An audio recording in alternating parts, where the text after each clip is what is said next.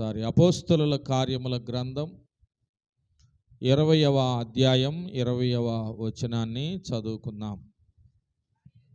మరియు ప్రయోజనకరమైనదేదియు దాచుకొనక బహిరంగముగాను ఇంటింటను మీకు తెలియజేయుచు బోధించుచు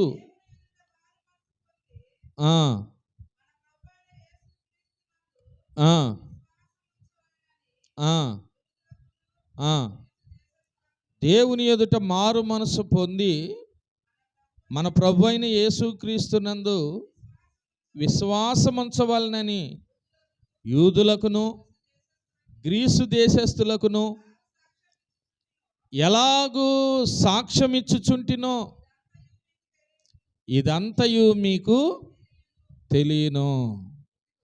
చాలండి. దేవునికి స్తోత్రం. హల్లెలూయా.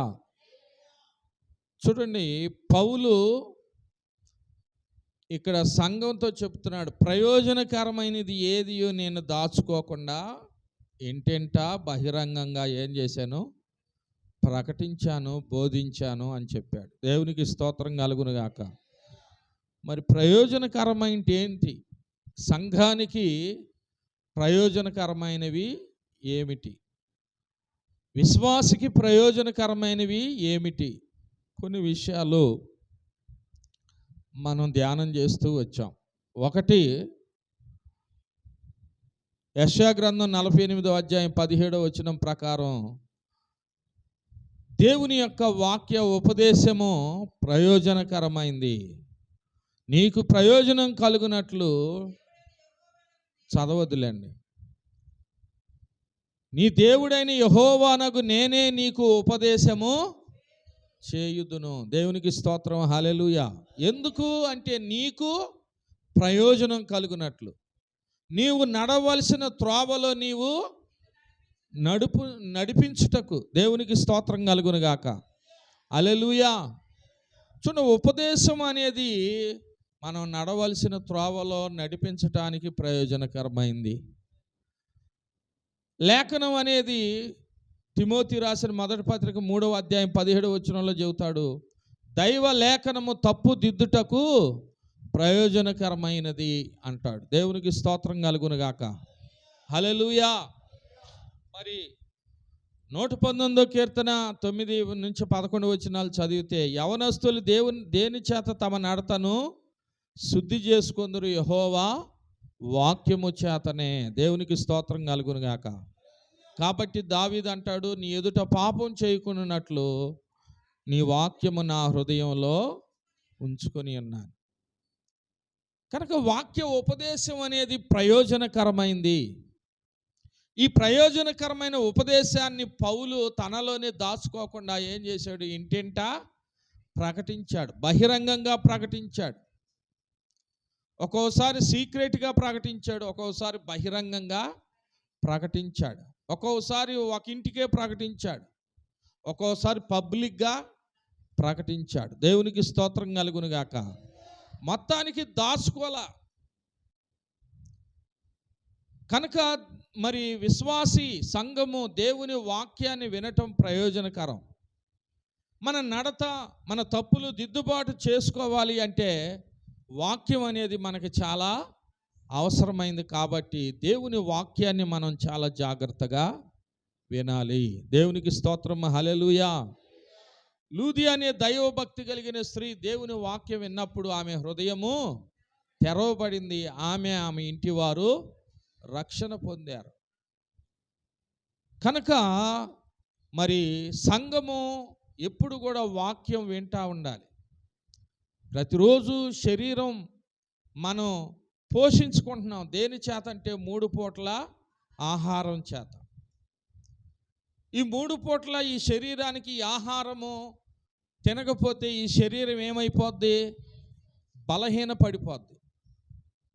పోషకాలు, విటమిన్స్ ఈ శరీరానికి కావలసినవి అందవు. ఉంటే ఎప్పుడన్నా వారానికి ఒక్కరోజే ఉపవాసం ఉండాలి, కానీ ప్రతిరోజు ఉపవాసము ఉండకూడదు. దేవునికి స్తోత్రం కలుగును గాక. హల్లెలూయా. రోజుకి కనీసం ఒక్కసారైనా తినాలి. అసలు తినకుండా ఉంటే ఈ శరీరం ఏమైపోద్ది? బలహీనం అయిపోద్ది. అట్లాగే మనం రక్షించబడ్డాము అంటే మన ఆత్మ రక్షించబడింది. దేవునికి స్తోత్రం కలుగును గాక. మరి ఈ ఆత్మ బలపడాలి అంటే, ఆత్మ స్థిరంగా ఉండాలి అంటే ఆత్మీయ జీవితాన్ని కూడా మనం పోషించుకోవాలి. దేని చేత? వాక్యము చేత. దేని చేత? వాక్యము చేత. వాక్యం అనేది కూడా మనకు ఒక జీవ ఆహారమై ఉన్నది. కాబట్టి ఈ వాక్య ఆహారాన్ని ఆత్మీయ జీవిత ఎదుగుదల కొరకు మనం ఏం చేయాలంటే స్వీకరించాలి, వినాలి. ఈ బోధ వినాలి. దేవునికి స్తోత్రం. ఉపదేశము వినాలి. దేవునికి స్తోత్రం కలుగునుగాక. హల్లెలూయా. యోబు గ్రంథంలో చెప్తాడు, నరులు మరి తాము తలచిన కార్యములను మానుకొనున్నట్లు, గోతికి పోకుండా, కత్తి వలన నశించకుండా ఉండునట్లుగా నేను వారి కొరకు ఉపదేశమును సిద్ధపరచెదను. దేవునికి స్తోత్రం కలుగునుగాక. హల్లెలూయా. ఒక్కోసారి కొన్ని తప్పులు మనం చేయాలనుకుంటాం. అయితే వాక్యం విన్న వెంటనే ఆ వాక్యం ఏం చేసిందంటే మన హృదయాన్ని, మన మనస్సాక్షిని గద్దించింది. అప్పుడు వెంటనే చేయాలనుకున్న తప్పులు చేయకుండా ఆగిపోతాం, వెనక్కి వెళ్ళిపోవటం. కారణం ఏంటి అంటే శరీరము ఏం చేసిందంటే ఎప్పుడు కూడా మనల్ని తొందర పెడతా ఉంటుంది. శరీరానికి ఒక ఆశ ఉంటుంది. ఈ శరీరం ఎప్పుడు కూడా ఆశ ఆశ ఆశ ఆశతో మనిషిని చంపేసింది. కనుక ఆత్మచేత ఈ శరీర క్రియలను చంపాలి అంటే ఏం కావాలి? ఆత్మకి వాక్యము కావాలి, ఉపదేశం కావాలి. దేవుడే మన కొరకు ఈ ఉపదేశాన్ని సిద్ధపరుస్తున్నాడు. ఆహారాన్ని ఏమో మనం సిద్ధపరచుకుంటున్నాం, ఉపదేశాన్ని, ఆత్మీయ ఆహారాన్ని ఎవరు సిద్ధం చేస్తున్నాడు? దేవుడు సిద్ధం చేస్తున్నాడు. కాబట్టి ఈ వాక్యం మనుషుల వాక్యం అని మనం ఎప్పుడు కూడా అనుకోకూడదు. పాస్టర్ గారు వాక్యం అని అనుకోకూడదు.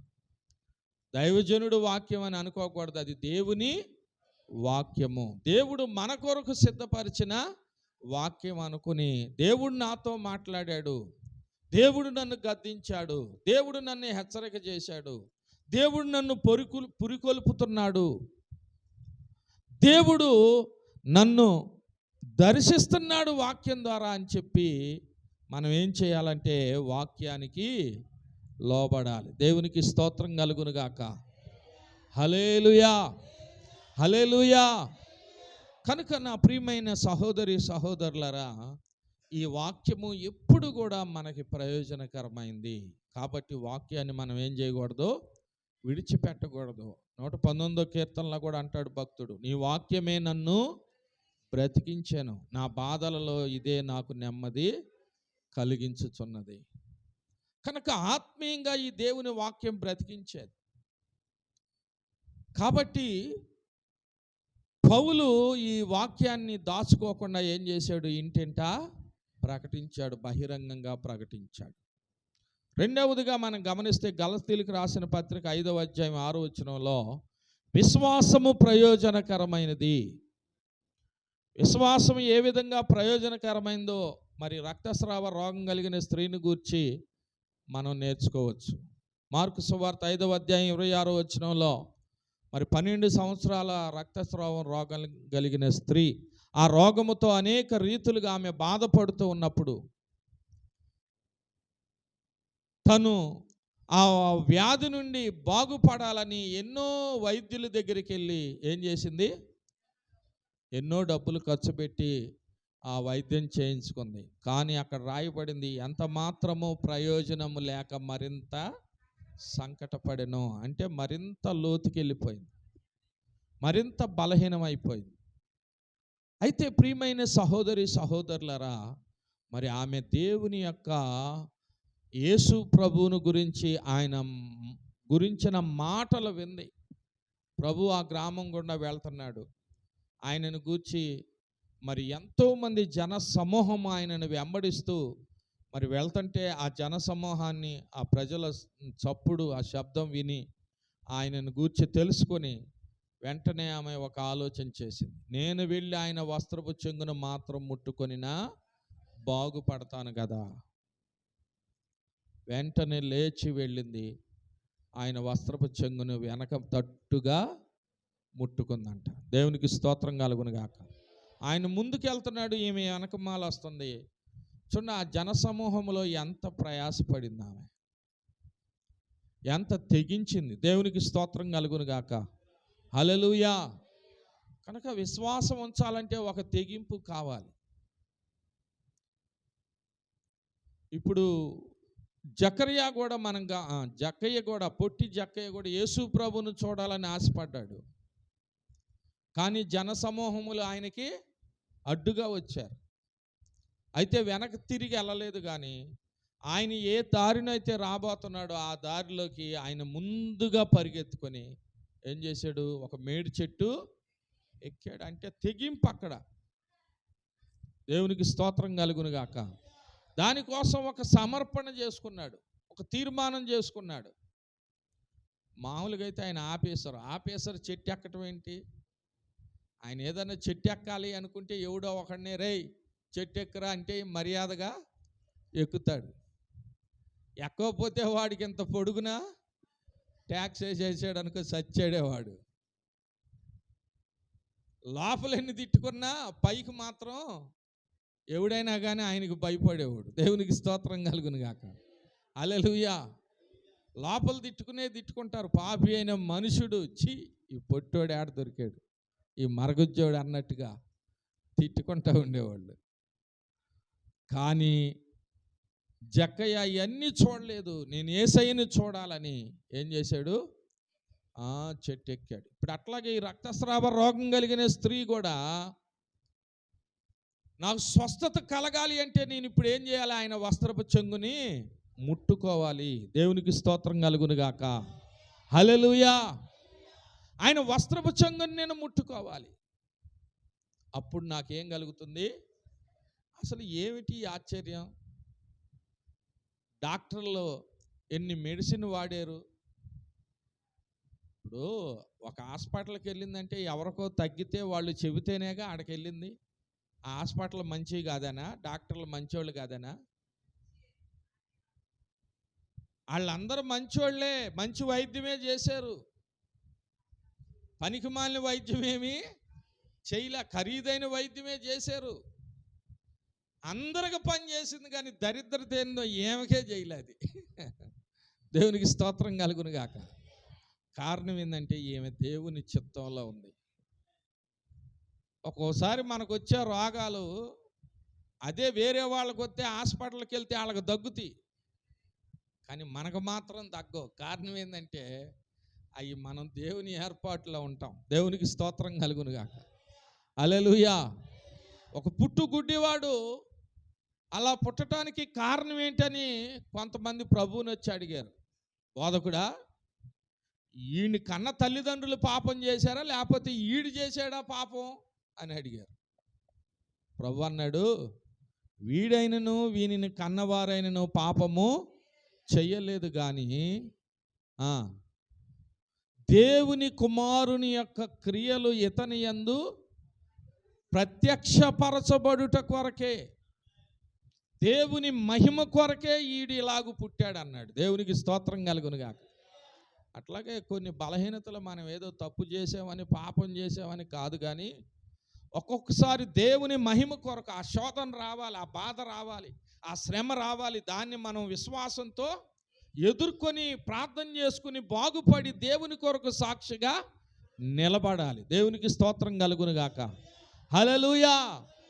ఏమేం పాపం చేసిందనో కాదు, కానీ ఆమె పాపం చాలా డబ్బులు ఖర్చు పెట్టి చాలా ప్రయత్నం చేసుకుంది. కొంతమంది అయితే పోతే పోయామని డబ్బులు మాత్రం కదిలేరు. డబ్బులు మాత్రం బ్యాంకీలో అవి ఖర్చు పెట్టడానికి ప్రాణం అప్పదు. కష్టపడి పాసుపళ్ళు దిగమింకుని కూడబెట్టిన డబ్బులు కదా, ప్రాణం అప్పదు కొంతమందికి. కానీ ఏం అలాంటిది కాదు, ఏమో దాతృత్వం కలిగింది. దేవునికి స్తోత్రం కలుగును గాక. హల్లెలూయా. ఎదో డబ్బులు బతికుంటే ఎట్లాంటి డబ్బులు ఎన్నైనా సంపాదించుకుంటాం. ప్రాణం కంటే ఎక్కువ తీ అని మొత్తం ఎక్కడెక్కడ దాచిని అన్నీ తీసుకొచ్చి ఖర్చు పెట్టి చూపించుకుంది. ఏం దరిద్రం పాపం తగ్గల. కానీ యేసయ్యను గురించి ఎప్పుడైతే ఈమె విందో వెంటనే ఈమె హృదయంలో విశ్వాసం. దేవునికి స్తోత్రం కలుగును గాక. ఎవరో చెబుతున్నట్టు, ఇదిగో నువ్వు వెళ్ళి ఆయన వస్త్రపు చెంగు ముట్టుకోపో. దేవునికి స్తోత్రం కలుగును గాక. నువ్వు వెళ్ళి ఆయన వస్త్రపు చెంగు ముట్టుకోపో, బాగుపడతావు. ఓ పక్క శరీరం ఏంది, హాస్పిటల్కి ఎన్ని ఎంత ఖరీదైన మందులు వాడినా తగ్గందే, పోయి వస్త్రపు చెంగు ముట్టుకుంటే స్వస్థపడతావా? సైతాన్ ఎంతో శోధించుంటుంది. దేవునికి స్తోత్రం కలుగునుగా. హల్లెలూయా. ఒక మంచి ఆలోచన మనకు వస్తే పక్కన సైతాన్ గాడు చెడ్డ ఆలోచన కూడా పెడతానే ఉంటాడు. ఆ రోజు అవ్వ ఆదాములు ఏదైనా తోటలో శోధించినట్టు శోధిస్తానే ఉంటాడు. ఆత్మకి శరీరానికి ఎప్పుడు పోరాటం ఉంటానే ఉంటుంది. అయితే నా ప్రియమైన సహోదరి సహోదరులారా, ఈమె ఏదైతే అనుకుందో అది ఖచ్చితంగా చేసింది. దేవునికి స్తోత్రం కలుగునుగాక. ఆ జన సమూహంలో గుండా ఆయన వెనక తట్టుగా వెళ్ళి ఆయన వస్త్రపు చెంగుని ముట్టుకుంది. వెంటనే ఆమెకు స్వస్థత కలిగింది. దేవునికి స్తోత్రం కలుగునుగాక. అందుకే కార్య సాధకముకు విశ్వాసమే ప్రయోజనకరమైంది. హల్లెలూయా, హల్లెలూయా. కాబట్టి దేవుని బిడ్డలమైన మనము ఎప్పుడు కూడా దేవుని పట్ల విశ్వాసం కలిగి ఉండాలి, కానీ అవిశ్వాసము కలిగి ఉండకూడదు. దేవుడు ఎవరో తెలుసు, ఆయన కార్యాలేంటో తెలుసు. కాబట్టి మన బలహీనతల వైపు చూసుకోకుండా మనం దేవుని మీద విశ్వాసం ఉంచాలి. నీ పాపం ఎప్పుడు కూడా ఏం చేసిద్దంటే నువ్వు ప్రార్థన చేస్తే దేవుడు వింటాడా? ఇన్ని తప్పులు చేస్తున్నావు, ఇంత చెడ్డదానివి. ఎప్పుడు కూడా సైతానుగాడు ఏం చేస్తాడంటే నిన్ను ప్రార్థన చేయనీయకుండా నీ తప్పుల్ని, నీ బలహీనతల్ని నీ మైండ్లోకి తీసుకొచ్చి అసలు నువ్వు విశ్వాసం ఉంచకుండా, నువ్వు ప్రార్థన చేయకుండా నిన్నేం చేస్తూ ఉంటుంది? గలిబిలి చేస్తూ ఉంటుంది. నీ హృదయాన్ని నిన్ను తారుమారు చేస్తూ ఉంటుంది. నువ్వు ప్రార్థన కూర్చున్నా కానీ ప్రార్థన నీకు నడిపింపు రాకుండా చేసింది. అయితే నువ్వు సైతాన నా వెనకే పో అనాలి. దేవునికి స్తోత్రం. ఆ ఆలోచనలన్నీ పక్కన పెట్టేసి నువ్వు దేవునిని స్తుతించాలి. యేసు వైపే చూడాలి, సిలువ వైపే చూడాలి. అందుకే పౌలు అంటాడు, విశ్వాసమునకు కర్తయు దాన్ని కొనసాగించువాడైనా యేసు వైపు చూడు. యేసు వైపు చూడాలి, యేసై వైపే చూడాలి. నీ బలహీనతల వైపు, నీ పాపాల వైపు, నీ తప్పుల వైపు, నీ దోషాల వైపు, నీ అపరాధాల వైపు నువ్వు చూడకూడదు. దేవునికి స్తోత్రం కలుగునుగాక. హల్లెలూయా. ఆయన గొప్ప దేవుడు, ఆయన అద్భుతాలు చేసే దేవుడు, ఆయన ఆశ్చర్యకరుడు, ఆయన కృప కలిగిన దేవుడు. ఒకే మాట, ప్రార్థన చేయు వారి పట్ల కృప చూపుటకు ఆయన ఐశ్వర్యవంతుడు. యూదుడని గ్రీసు దేశస్థుడని భేదము లేదు, కులమత భేదాలు లేవు, చిన్న పెద్ద భేదాలు లేవు, దరిద్రుడు ధనవంతుడనే భేదము లేదు, స్త్రీ అని పురుషుడనే భేదము లేదు, చదువుకున్నవాడు చదువు లేనివాడనే భేదము లేదు. నీవెవరివైనా సరే దేవుడు నీ పట్ల కార్యం చేయాలంటే నీవు ఆయన వైపు చూస్తూ నమ్మి పరిపూర్ణమైన విశ్వాసంతో నువ్వు ప్రార్థన చేస్తే నువ్వు ఏదడిగితే అది ప్రభువు ఇస్తాడు. కాబట్టి ఆయన యందుంచే విశ్వాసము ఎప్పుడు కూడా నిష్ప్రయోజనము కాదు, అది ప్రయోజనకరమైంది. ఏ కార్యం కొరకు నువ్వు దేవుని నమ్ముతున్నావో ఆ కార్యం నీ జీవితంలో సఫలమయ్యేటట్లు చేసేదే విశ్వాసం. కాబట్టి విశ్వాస జీవితంలో విశ్వాసాన్ని ఎప్పుడు కూడా పోగొట్టుకోకూడదు. ఈ కడవరి దినాల్లో, ఈ అంచె దినాల్లో మనం ఉన్నాం. దేవుని రాకడ దినాల్లో మనం ఉన్నాం. కాబట్టి ప్రభువే ఒక మాట చెప్పాడు, రాకడకి విశ్వాసము కొదువైపోద్దంట, విశ్వాసము తగ్గిపోయిద్దంట. దేవునికి స్తోత్రం కలుగునుగాక. కనుక విశ్వాసాన్ని కాపాడుకోవాలి, విశ్వాసాన్ని నిలబెట్టుకోవాలి, విశ్వాసములో స్థిరులై ఉండాలి. దేవునికి స్తోత్రం. ఏం చేయాలి? విశ్వాసములో స్థిరంగా నిలకడగా ఉండాలి. చెప్పాను కదా, సైతాను అనేక రీతిలుగా ఏం చేస్తాడు. పేతురు యేసు ప్రభు నీళ్ళ మీద నడుస్తుంటే ఈయన కూడా విశ్వాసంతో నడవాలని ముందు ప్రారంభించాడు. యేసు వైపు చూశాడు, చక్కగా 4 అడుగులు వేశాడు, మునిగిపోట్ల. మంచిగానే ఉంది. నేను కూడా యేసు ప్రభులాగా మారిపోయాను. అది వరకు సముద్రంలో పడవల్లో ప్రయాణం చేశా, కానీ ఇప్పుడు కాలినడకతో నడుస్తున్నాను అనుకున్నాడు. ఈలోపు సైతాను ఒక పరీక్ష పెట్టేసింది. వెంటనే ఏమొచ్చింది? అలలు ఎక్కువైపోయినాయి, పెద్ద గాలి ఎదురయింది. ఇక మనోడు యేసు వైపు చూసే పేతురు గారు ఏం చేశాడంటే చూపు పక్కకి వెళ్ళిపోయింది. చూపు ఎప్పుడైతే పక్కకి వెళ్ళిందో కాళ్ళు నీళ్ల పైన కాళ్ళు నీళ్ళ లోపలికి దిగిపోతున్నాయి. ఊబిలోకి దిగిపోయినట్టు కొంచెం కొంచెం కొంచెం కొంచెం ఇతరుల్లో భయం, అవిశ్వాసం వచ్చే కొద్దీ ఏమైపోతున్నాయి? మునిగిపోతున్నాడు. వెంటనే చేతులు పైకెత్తి, ప్రభువా నేను నశించిపోతున్నాను, నన్ను రక్షించు. దేవునికి స్తోత్రం కలుగును గాక.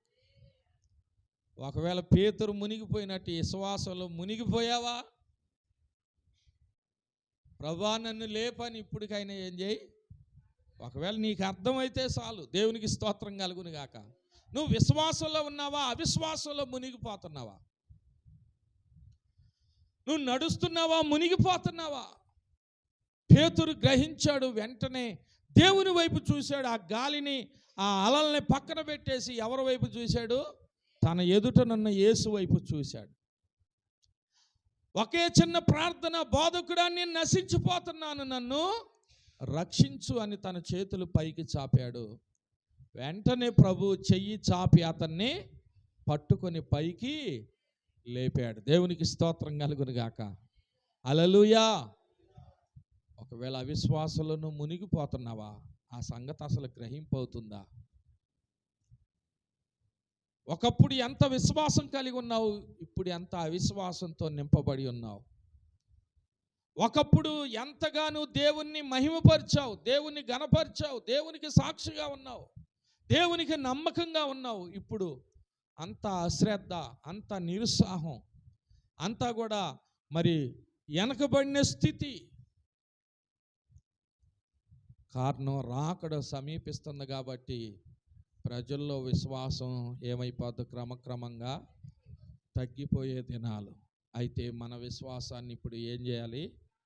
కాపాడుకోవాలి. విశ్వాసం లేకుండా దేవునికి ఇష్టలుగా బ్రతుకుట అసాధ్యము. కాబట్టి విశ్వాసము ప్రయోజనకరమైంది. ఏదైనా నువ్వు దేవుని దగ్గర నుంచి పొందుకోవాలంటే విశ్వాసం కావాలి. యేసు ప్రభు అనేక చోట్ల అద్భుతాలు, సూచక్రియలు, మహత్కార్యాలు చేస్తా తన సొంత గ్రామానికి వచ్చాడు. పాపం అక్కడ కూడా చాలామంది రోగులు, కుంటోళ్ళు, గుడ్డోళ్ళు, ఊచకాళ్ళు చేతులు గలవాళ్ళు, బలహీనులు ఉన్నారు. వారిని బాగు చేయాలనుకున్నాడు, కానీ వాళ్ళు ఆయన యందు విశ్వాసం ఉంచలేదంట. దేవునికి స్తోత్రం కలుగును గాక. కాబట్టి ఆయన వారి మధ్య ఏ అద్భుతము చెయ్యలేకపోయాడు. నీలో అవిశ్వాసం ఉంటే, దేవుడు చెయ్యాలని వచ్చినా నీలో అవిశ్వాసం ఉంటే ఆయన కార్యము చెయ్యలేడు. విశ్వాసకే ఆయన కార్యం చేస్తాడు. దేవునికి స్తోత్రం కలుగును గాక. హల్లెలూయా. విశ్వాసం ఉంచినప్పుడే ఆయన నీ జీవితంలో అద్భుతాన్ని చేస్తాడు, కానీ అవిశ్వాసంతో ఉన్నప్పుడు ఆయన ఏ అద్భుతము చెయ్యడు. కనుక నీ జీవితంలో దేవుని దగ్గర నుంచి నువ్వు ఏది పొందుకోవాలన్న విశ్వాసము ప్రయోజనకరమైంది. కాబట్టి ఎప్పుడు మనం దేవుని యందు ఏం చేయాలి? విశ్వాసము కలిగి ఉండాలి. హల్లెలూయా, హల్లెలూయా. మూడవదిగా మనం గమనించాం, సత్క్రియలు ప్రయోజనకరమైనవి. ఏంటయ్యి? సత్క్రియలు. దేవునికి స్తోత్రం కలుగును గాక. చెప్పండి గట్టిగా, హల్లెలూయా.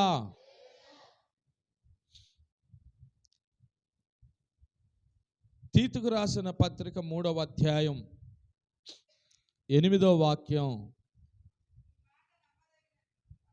మనం చూసాం, సత్క్రియలు ప్రయోజనకరమైనవి. ఈ మాట నమ్మదగినది గనుక దేవుని యందు విశ్వాసం ఉంచిన వారు సత్క్రియలను శ్రద్ధగా చేయుటయందు ఏం చేయాలి? మనస్సు ఉంచునట్లు నీవు ఈ సంగతులను గూర్చి దృఢముగా చెప్పుచుండవలెనని కోరుచున్నాను. ఇవి మంచివి,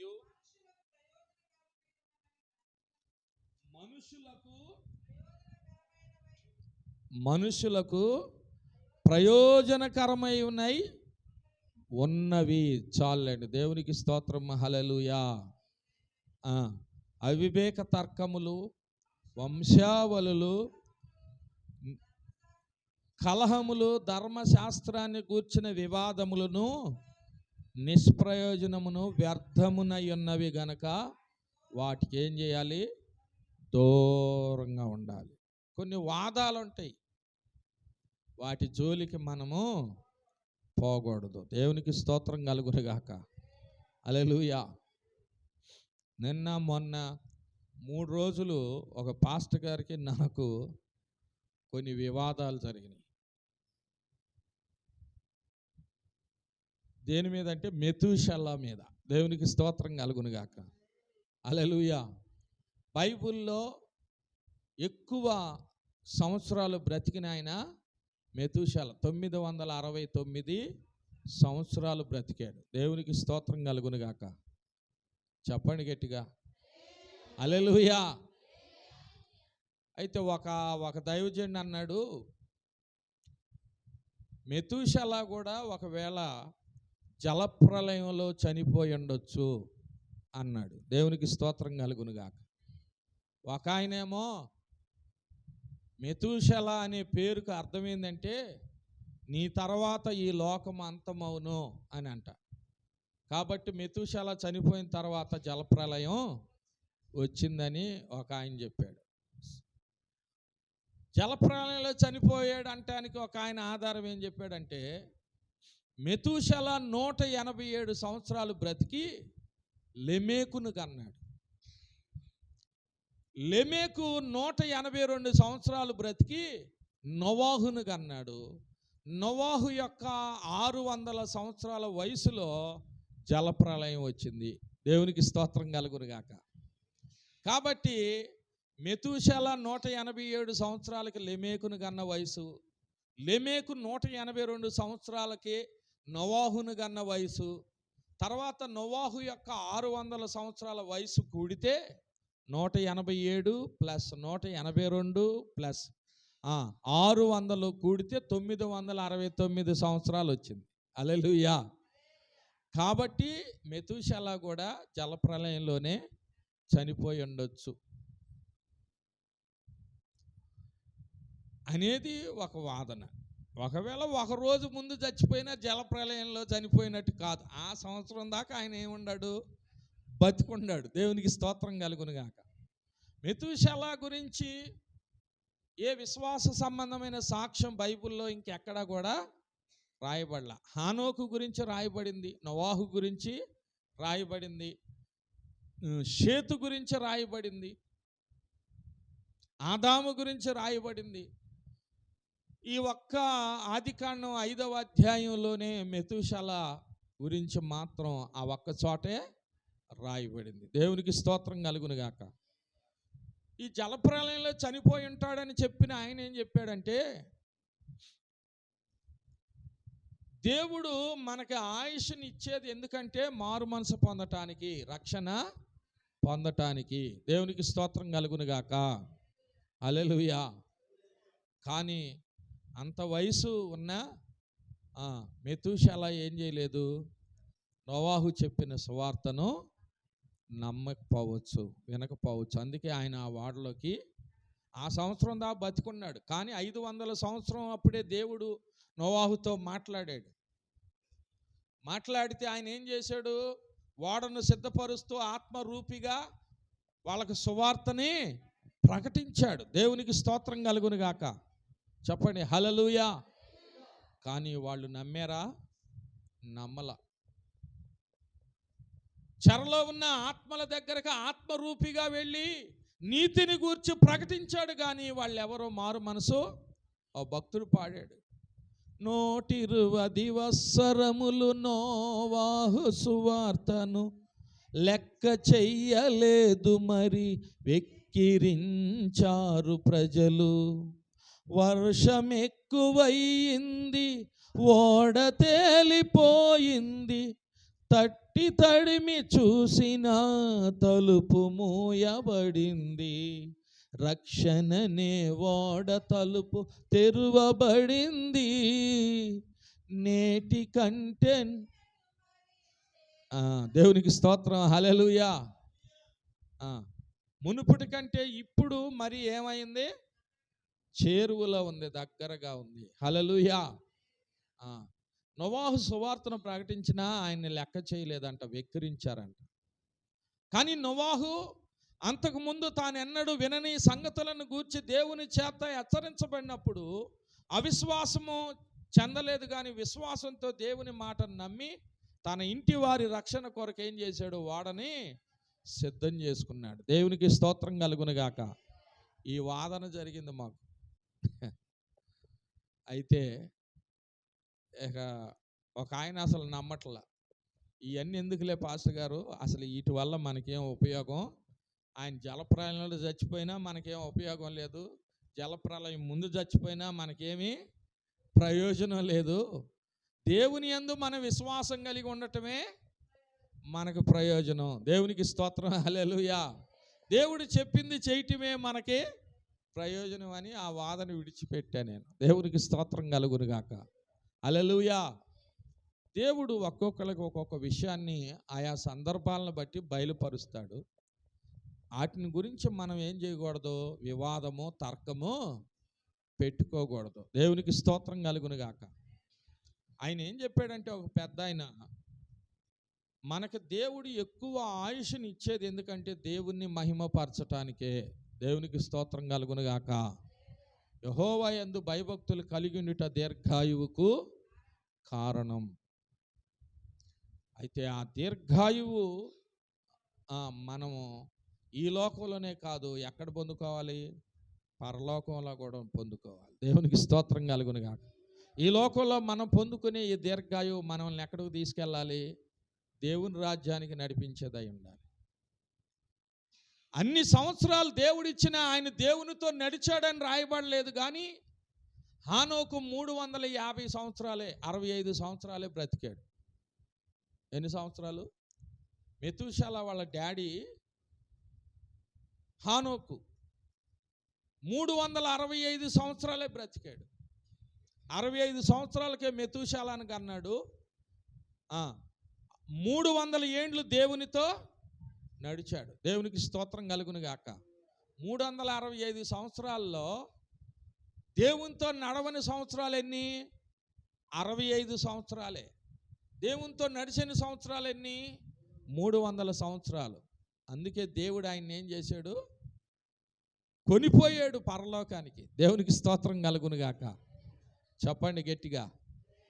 కనుక ఎన్ని సంవత్సరాలు ఈ లోకంలో బ్రతికేమనేది కాదు ముఖ్యం, ఎన్ని సంవత్సరాలు దేవునితో నడుస్తున్నాం అనేది చాలా ముఖ్యం. ఎన్ని సంవత్సరాలు విశ్వాసం కలిగి ఉన్నాం అనేది చాలా ముఖ్యం.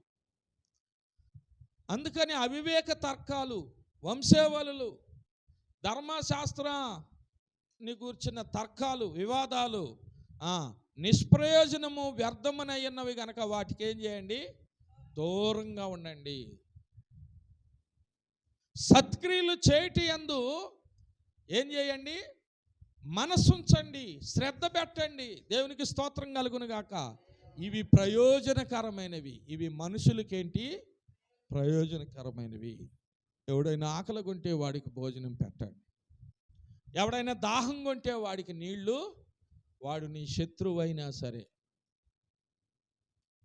దేవుని ప్రేమను వాళ్ళకి తెలియజేయి. ఒక్కోసారి నీ ప్రేమ నీ శత్రువుని మార్చిద్ది. హల్లెలూయా, హల్లెలూయా. పగ, కక్ష, ద్వేషం అనేది ఎప్పుడు కూడా మనలో ఉండకూడదు. నీ పగవాడు, నీ శత్రువు ఆకలి కొని ఉంటే నువ్వు చూసినప్పుడు వాడికి ఏం చేయాలి? నువ్వు ఆహారం పెట్టు, అక్కడ ఒక సత్క్రియ చెయ్యి. వాడిలో శత్రువును చూడొద్దు. నా ప్రభువే ఇలాగున్నాడు అనుకో, దేవునికి స్తోత్రం కలుగును గాక. ఒక్కోసారి నీ శత్రువు రూపంలో కూడా ప్రభువు నీకు ఎదురవుతాడు. అందుకే అంటాడు, నేను ఆకలి కొంటిని మీరు నాకు భోజనము పెట్టలేదు, నేను దాహం కొంటిని మీరు నాకు నీళ్లు ఇవ్వలేదు, నేను రోగినై ఇంటిని మీరు నన్ను చూడరాలేదు, నేను చెరసాల్లో ఉంటిని మీరు నన్ను రాలేదు, నేను వస్త్రహీనుడినై ఇంటిని మీరు నాకు వస్త్రాలు ఇవ్వలేదు. ఇవన్నీ ఎప్పుడు ప్రభా అంటే, మిక్కిలి అల్పులైన ఈ నా సహోదరులో ఒకనికి మీరు, వాడు నీకు శత్రువు అయి ఉండొచ్చు కానీ వాడు దేవునికి సహోదరుడు. దేవునికి స్తోత్రం. నీ విశ్వాసాన్ని శోధించటానికి, పరీక్షించటానికి దేవుడు వాడిని నీ కళ్ళ పడేటట్టు, అబ్బా ఈడు నా శత్రువు, ఈడు ముందు దేవుడు నాకు విందు సిద్ధపరిచాడు అని దావీదుకు లాగా, నా శత్రువులు ఎదుట నాకు విందు భోజనం సిద్ధపరిచితు అని వాడిని ఆకలితో పెట్టి నువ్వు తింటే అది సత్క్రియ కాదు, గుర్తుపెట్టుకో. హల్లెలూయా. వాడిని చూసి సంతోషిస్తా, ఆహా ఈడెట్టాగే సావాలి, ఈడు నా శత్రువు, నా విరోధి కాబట్టి ఈడేం చేయాలి, ఎట్టాగే ఆకలితో అలమటించి సావాలి, దాహంతో ఎండి సావాలి అనుకోకూడదు. నువ్వు ఏం చేయాలి? నువ్వు తినే ఆహారంలో ఏం చేయాలి? సహోదరుడా, ప్రభు నాకు ఇచ్చిన దాంట్లో నీ కొంచెం పెడుతున్నా, తిని నీ ప్రాణాన్ని బలపరుచుకో. అదేంటి, నేను నీకు శత్రువుని కదా.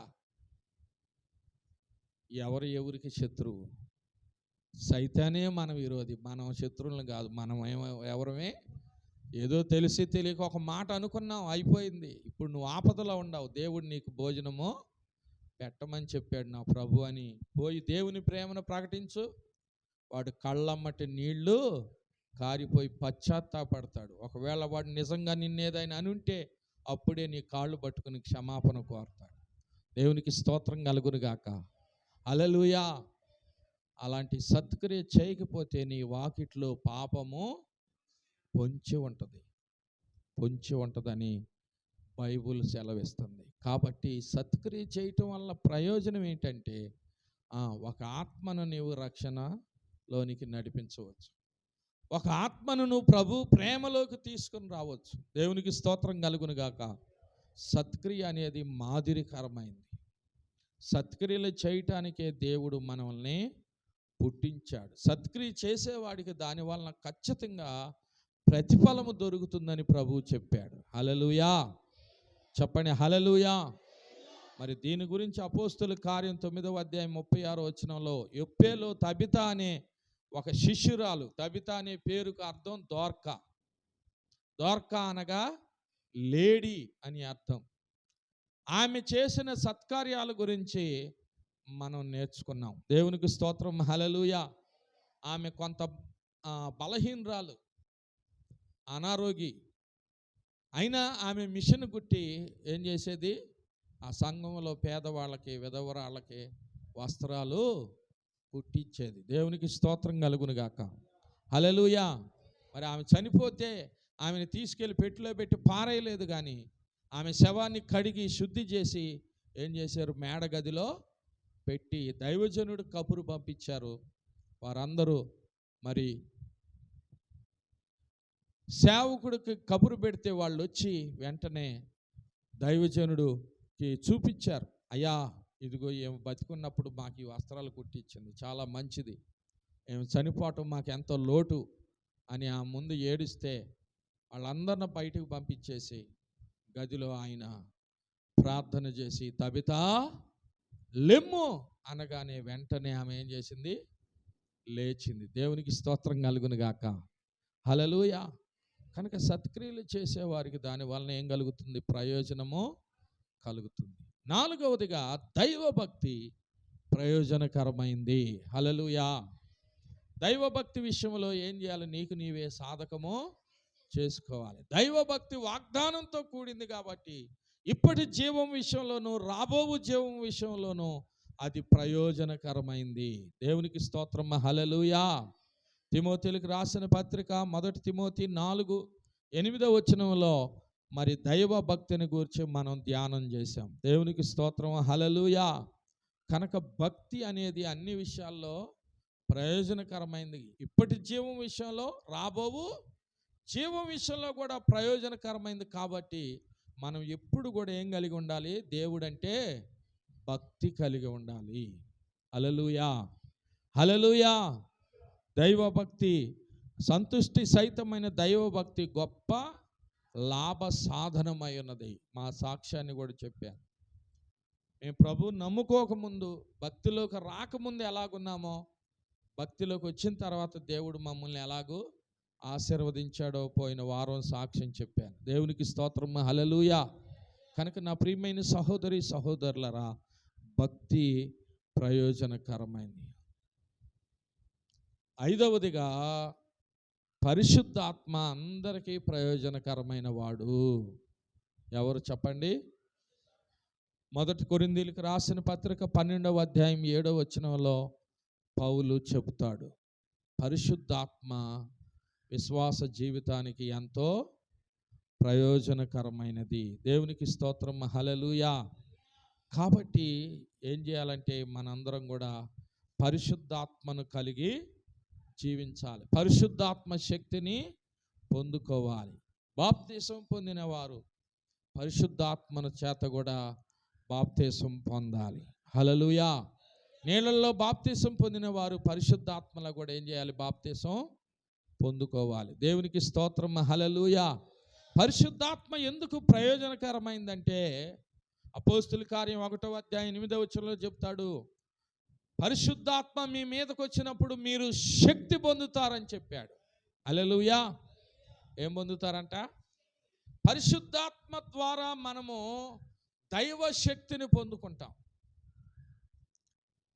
శారీరకంగా ఈ బలంతో, ఈ శక్తితో మనం ఏదైతే చేయలేమో అది దైవ శక్తి ద్వారా మనం చేయగలుగుతాం. దేవునికి స్తోత్రం కలుగును గాక. హల్లెలూయా. పరిశుద్ధాత్మ పొందటం ద్వారా మనకు వచ్చే మొదటి శక్తి ఏంటంటే, అపోస్తుల కార్యం 2:4 వాక్కు శక్తి. ఏమొచ్చింది అంటే, నీ మాటలకి శక్తి వచ్చింది, నీ నోటికి పవర్ వచ్చింది, నువ్వు ఏది చెబితే అది జరిగిద్ది. దేవునికి స్తోత్రం కలుగును గాక. హల్లెలూయా. కాబట్టి ఈ పరిశుద్ధాత్మ శక్తిని మనం పొందుకోవాలి. పరిశుద్ధాత్మను మనం పొందుకోవాలి. పరిశుద్ధాత్మ ప్రయోజనకరమైనది. ఈ వాక్శక్తి వల్ల ఏం కలుగుతుందంటే, అన్య భాషలు వస్తాయి, రకరకాలైన అన్య భాషలు. ఈ అన్య భాషల వల్ల మొదట నీవు క్షేమాభివృద్ధిని పొందుకుంటావు. ఆత్మీయ క్షేమాభివృద్ధి. నువ్వు ఆత్మీయంగా క్షేమాభివృద్ధి కలిగి ఉండాలి అంటే ఏం చేయాలి? పరిశుద్ధాత్మని పొందుకోవాలి. 2 చేతులు ఎత్తి దేవునికి స్తోత్రం చెప్పండి ఒకసారి. పరిశుద్ధాత్మ దేవుని మహింపరుస్తూ చప్పట్లు కొట్టండి ఒకసారి. హల్లెలూయా. హల్లెలూయా. అలాగే పరిశుద్ధాత్మ శక్తి నీ మీదకి వచ్చినప్పుడు దేవుని గొప్ప కార్యాలు నువ్వు వివరించగలుగుతావు. దేవుని గొప్ప కార్యాల గురించి నువ్వు ప్రకటన చేయగలుగుతావు. అలాగే పరిశుద్ధాత్మ శక్తి నీ మీదకి వచ్చినప్పుడు 1 కొరింథీయులకు రాసిన పత్రిక 14:4-5 చెప్తాడు, నువ్వు ప్రవచించే శక్తిని కలిగి ఉంటావు. ఏమి? దేవుని వాక్యాన్ని ప్రవచన పూర్వకంగా పలకగలుగుతావు. ఆ ప్రవచనము సంఘానికి క్షేమాభివృద్ధి కలగజేసిద్ది. దేవునికి స్తోత్రం. హల్లెలూయా. పరిశుద్ధాత్మ అందరికీ ప్రయోజనకరమైన వాడు. అందరి ప్రయోజన నిమిత్తమై అందరికీ ఆ ఆత్మ ప్రత్యక్షత అనుగ్రహించబడుతుంది అంటాడు పౌలు. అందరికీ, ప్రతి ఒక్కరికి ఆయన అడుగు వారికి కొలత లేకుండా ఆత్మనే అనుగ్రహిస్తాడు. కాబట్టి ఆత్మ పొందుకోవాలి, ఆత్మ చేత నడిపించబడాలి. ఆత్మీయ జీవితంలో ఆత్మానుసారంగా నడుచుకోవాలి అంటే పరిశుద్ధాత్మ పొందుకోవాలి మనం. హల్లెలూయా. హల్లెలూయా. ఈ ఆత్మీయ జీవితం అనేది ఒక పోరాటంతో కూడింది, ఒక ఇరుకిది. ఈ ఇరుకు మార్గంలో ప్రవేశించాలంటే ఏం చేయాలి? పోరాడాలి. పోరాడాలంటే నీ శక్తి సరిపోదు, పరిశుద్ధాత్మ శక్తి కావాలి. దేవునికి స్తోత్రం కలుగునుగాక. దావీదు పరిశుద్ధాత్మ శక్తి పొందుకున్నవాడు. శారీరకంగా ఆయన బలం లేనివాడు యుద్ధం చేయటానికి, కానీ పరిశుద్ధాత్మ శక్తి ద్వారా ఆయన గొల్యాతుతో కూడా ఏం చేశాడు?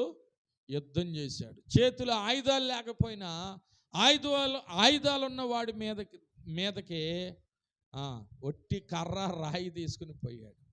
అయితే దేవుడు జయమిచ్చాడా అపజయమిచ్చాడా? దేవునికి స్తోత్రం కలుగునుగాక. కాబట్టి పరిశుద్ధాత్మ శక్తి నీకుంటే ఈ శరీర సంబంధమైన ఆయుధాలు ఏమి లేకపోయినా విజయం నిన్ను వరిస్తుంది. హల్లెలూయా. పరిశుద్ధాత్మ నీకు తోడుగా ఉంటాడు కాబట్టి శత్రువుని జయించే శక్తి మనకి కలుగుతుంది. కాబట్టి ఏం చేయాలంటే మనము పరిశుద్ధాత్మని పొందుకోవాలి, ఆత్మచేత నడిపించబడే వారిగా ఉండాలి. దేవునికి స్తోత్రం. హల్లెలూయా. పరిశుద్ధాత్మ నిన్ను ఒక సూపర్ నేచర్ పవర్గా మారుస్తుంది. ఒక సామాన్యమైన వ్యక్తిని అసామాన్యమైన వ్యక్తిగా మార్చింది. ఒక సాధారణమైన వ్యక్తిని అసాధారణమైన వ్యక్తిగా మార్చింది పరిశుద్ధాత్మ. అప్పుడు నీ భక్తి, నీ విశ్వాసం, నీ సత్క్రియలు, నీ యొక్క ఆత్మీయ జీవితం అనేకులకి మాదిరికరంగా ఉంటుంది, ఆశీర్వాదకరంగా ఉంటుంది. హల్లెలూయా. హల్లెలూయా. సమరయ స్త్రీకి చూడండి, మరి వాక్కు శక్తి అనుగ్రహించబడింది. అందుకే ఆమె రక్షణ పొందగానే గ్రామంలోనికి వెళ్ళినప్పుడు ఆమె మాటలు విన్నప్పుడు అనేకులు మార్చబడ్డారు. దేవునికి స్తోత్రం. హల్లెలూయా. ఆమె సాక్షిగా ఉంది. పరిశుద్ధాత్మ మీ మీదకి వచ్చినప్పుడు మీరు బూదిగంతముల వరకు నాకు సాక్షులై ఉంటారని చెప్పాడు. దేవునికి స్తోత్రం. పరిశుద్ధాత్మ నిన్ను ఒక సాక్షిగా నిలబెట్టింది. దేవుని గొప్ప కార్యాలు వివరించే వ్యక్తిగా చేసింది. ఇప్పుడు చాలామంది సాక్ష్యాలు చెప్పారు, చెప్పకపోతే ఏందంట అనుకున్నారు. కానుకేసి కూర్చుంటే ఏమైంది? దేవునికి స్తోత్రం కలుగునుగాక. హల్లెలూయా.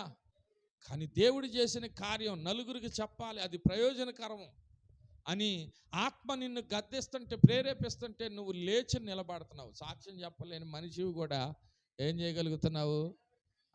ఎప్పుడు సంఘంలో నిలబడిన మనిషివి కూడా ఈరోజు నిలబడి ధైర్యంగా సాక్ష్యం చెప్పగలుగుతున్నావు అంటే అది పరిశుద్ధాత్మ. హల్లెలూయా. హల్లెలూయా.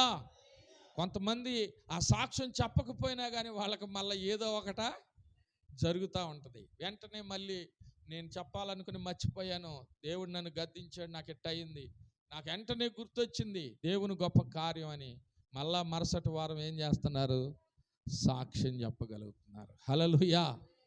కనుక పరిశుద్ధాత్మ శక్తి అనేది చాలా ప్రయోజనకరమైంది. హల్లెలూయా. ఆ తర్వాత ఆరవదిగా వెలుగు ప్రయోజనకరమైంది. ఏడవది జ్ఞానము ప్రయోజనకరమైనవి. 7 విషయాలు ఉన్నాయి ప్రయోజనకరమైనవి. 5 విన్నాం. ప్రభు చిత్తం అయితే ఆ మిగతా 2 వచ్చే వారం చెప్తా. ఇప్పటికే సమయం చాలా అయిపోయింది. ఇంకా